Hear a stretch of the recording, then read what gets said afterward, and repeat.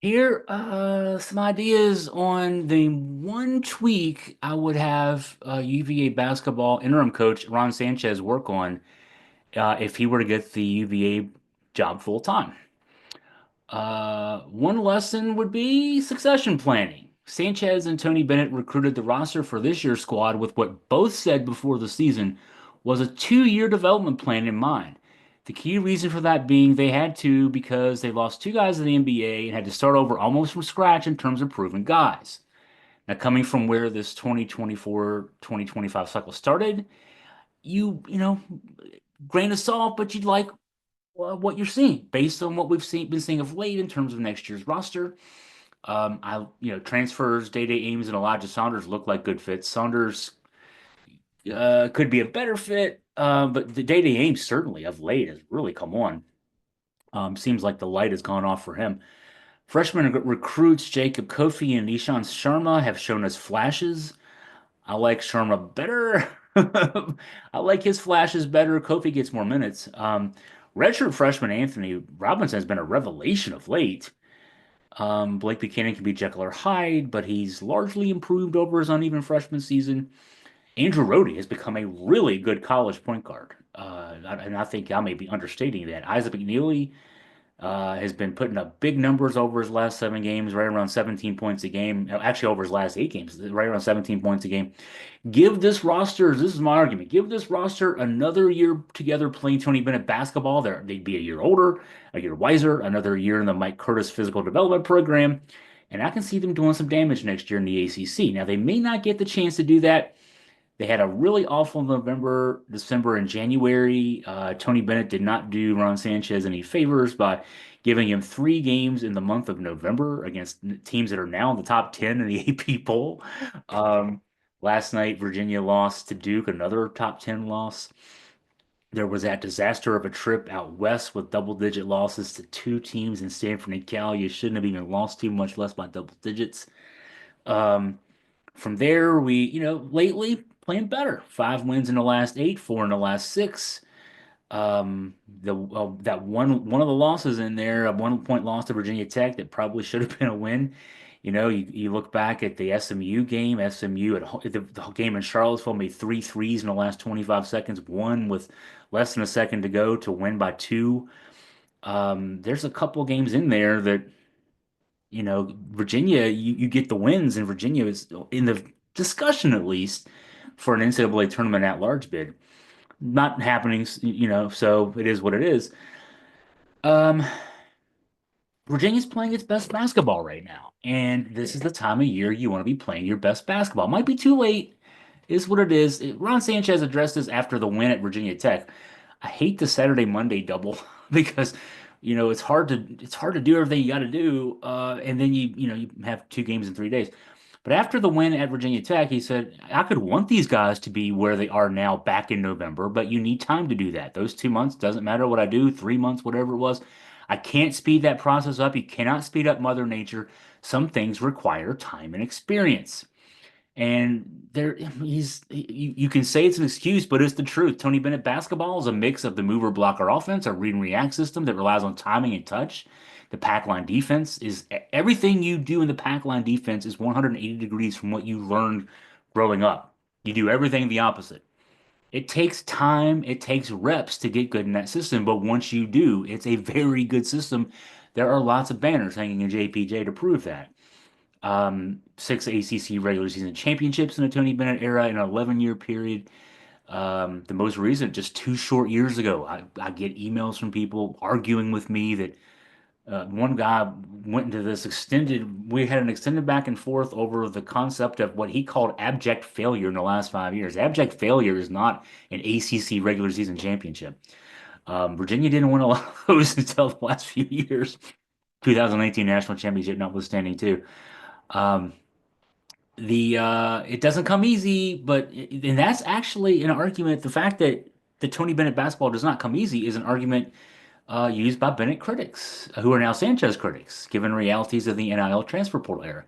So my answer here is okay. You can either stick with it or cut bait and start over with a different way of playing basketball. And that's clearly kind of where we are right now. in this UVA basketball coaching search? My answer to that one is I don't know. But let me be clear, that decision is way above my pay grade. But if it were up to me, I would give Ron Sanchez more more more rope here. Um, I know that the search committee that's been working with Carla Williams and the university has become more favorable to Sanchez in the last few weeks from what they're seeing in terms of development of the team, but also development of him as a coach. Um, and also the other part of this is, I've been reporting that, the word had been getting to me that the search committee is like, hey, we want to splash higher. We want one of these big name coaches. And, now maybe reality is sitting in that they're not going to get one of those big name coaches. Ron Sanchez, of course, is the exact opposite of a splash hire, no matter what you do. He is very low key, understated. His one head coaching experience, he was 72 and 78 in 5 seasons at Charlotte. That's not even on the level of some of the second tier candidates on this coaching search list that I've been reporting on. The one advantage he has is incumbency. The track record from the Bennett era and his experience recruiting at a place like Virginia, which is hard to recruit to.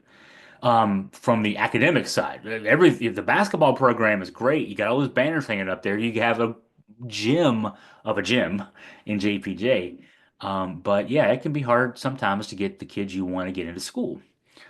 Um, so suggestion, Tony Bennett basketball with tweaks. The mistake that I'm attributing to Tony Bennett, to be fair and clear, that has us where we are now is the fundamental misread that I think Bennett made in terms of succession planning in the NIL transfer portal era. To be fair, this year's misread was not Bennett's first. Think back to 2021, 2022. The year before, the second year of COVID, but we actually got to play an NCAA tournament that year. That team had some NBA dudes, and some of the best NBA guys we've produced from our program. Trey Murphy, Sam Hauser, Jay Huff. Um, the season got ended shorter of expectations because if you remember that team got bounced out of the ACC tournament not by losing, they actually won their first game. But somebody contracted COVID. The entire team had to go into individual quarantine for a week. Nothing for a week. They basically got on a plane, got off the bus, and had to play a game with no practice, no conditioning, anything else. You're going to lose a game that way. I mean, you can say it's an excuse. That's what the reality is. So that team didn't live up to expectation. They did win the ACC regular season title. Um, but then after that group left, had to start over. And Tony Bennett scrambled. He and his staff put together a group that included as the lead guys, Jaden Gardner and Armand Franklin. Now, that group went to the NIT its first year together. Year two, it won the ACC regular season title again. So, second time in 3 years, completely different group. And Their departures forced Bennett to going into last season, 2023-2024, to have to go back to the portal for reinforcements. Now, this is where the mistake was made. I will argue. I will contend, I guess. Instead of finding more developmental guys who could help you now, but also help you even more later. He went for 1 year portal guys. Got good production out of two guys who were grad seniors, Jake Groves and Jordan Miner. But with those guys just being 1 year guys, and then Ryan Dunn and Reese Beekman both leaving with eligibility left to go to the NBA, that left the cupboard completely bare going into this season. Now, hard to argue with Ryan Dunn and Reese Beekman both deciding to forego and their, Dunn actually had 2 years of eligibility left. Beekman would have had one left to go to the NBA. Dunn played in the NBA All-Star game on Sunday night. Reese Beekman has gone from the G League to feels like a full-time gig with the Brooklyn Nets since he got traded from Golden State back about a month ago. So for those keeping score at home, that's 1 year of bumps and bruises, an NIT invite, that was back in 2021, 2022, ahead of an ACC title, then a first four bid that was hanging on, trying to squeeze the most that you could out of that roster. And then now we're back to bumps and bruises. And if we'll be lucky this year to get an NIT bid. Let's be fair about that. 13 and 13 right now with a tough schedule coming up. You got to be over 500 to get that NIT bid. Don't know if that's going to happen, but there's a similarity to 2021, 2022. Um, the people who write the checks for UVA athletics aren't going to want to settle for 1 year bust and in 1 year boom.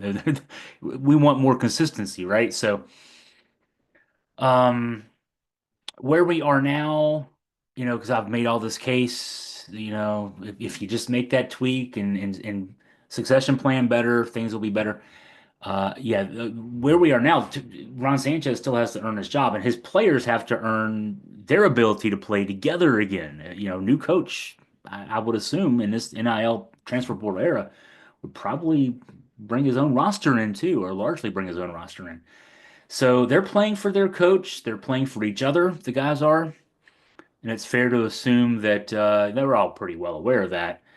Um, Sanchez talked about this at the Virginia Tech game. He said, the one thing about this group is that going through adversity and hard times presses you. It presses you forward in order for you to become who you're supposed to become. Society today is afraid of hard times. I think it's an important thing to say. Everybody wants a trophy, but nobody wants to pay the price to get it. Yeah, if he doesn't get the job, he's telling us the truth. You don't have to like the truth, but it's the truth. You have to go through difficulties in order for you to arrive anywhere. We are thankful for every loss we took, every heartbreak, every long trip, because those experiences have had to be had, and so that then you can persevere forward.